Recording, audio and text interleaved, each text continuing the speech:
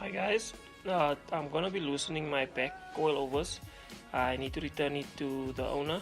He's willing to give my money back as the coilovers is just not working. The two back ones are not bad. Two front ones are basically finished. Their lifespan has reached its maximum, and the guy was actually an honest guy, and he said that now you will actually take it back and give me my money back, and then I can actually save up and maybe get a set of max tracks, which would be much better. New set of max tracks, they go for about 4,500 rand, and once I got those, I'll have a much better drive. Cut springs, I would not recommend cut springs. It's a very bumpy ride, and it's just not the kind of ride you want to be riding with all the time. Yes, if it's for a short while, you may be saving up for coilovers, then sure you can cut your springs. But I mean, to drive like that permanently, you're just damaging a lot of stuff in your car. You finishing your shocks, you finishing your ball joints, your tie rod ends. You could even break one of your CVs, boots, or all that, just because of all that bumping driving, and it's not a nice drive. I like it. So I can't put foot down when my car's so bumpy, so I need to get a set of coilovers. So today I've got here a set of coilovers. Coilovers are in a very bad condition. I actually bought them second hand, but I didn't test them. I was in a rush when I bought them, but the guy was willing to take them back and to give my money back, so I'm on my way to him now. He's gonna refund me and he's gonna take his coilovers back. But just a hint and a few tips on coilovers: never ever buy a coilover that is in this condition.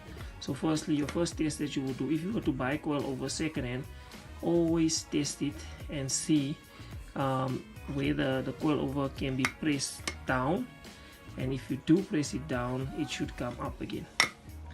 If it doesn't come up, it means the coilover is actually finished, needs to be refurbished, regassed, seals needs to be put in. It's quite an expensive situation that day. But if you look at this here, you will realize that this coilover is completely finished. Firstly, when I press it down, it should be hard. This one, I'm not even using any effort. There's nothing left in this coilover.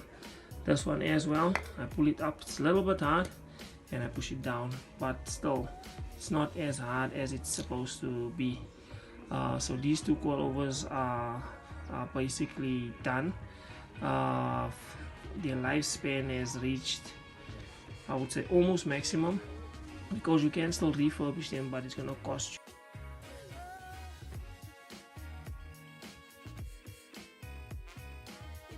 So guys, as you can see, my disc is actually multi-hole.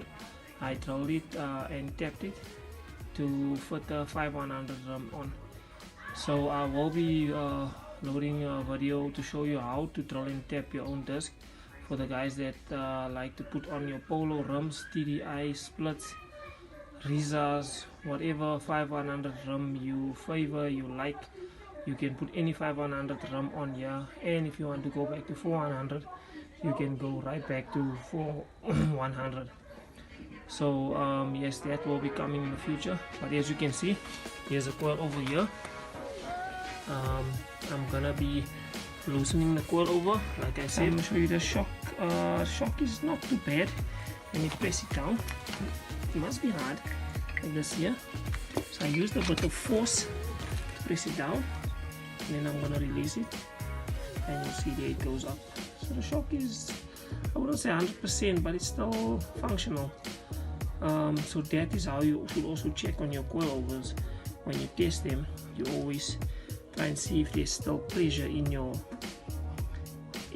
actual shock, because that is how your car moves. And if that is not there, then your car is literally gonna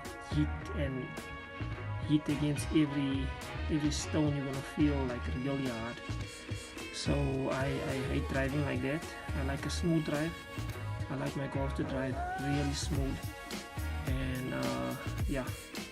So guys, now you got the tips of what to look for when you buy coilovers, especially second-hand coilovers.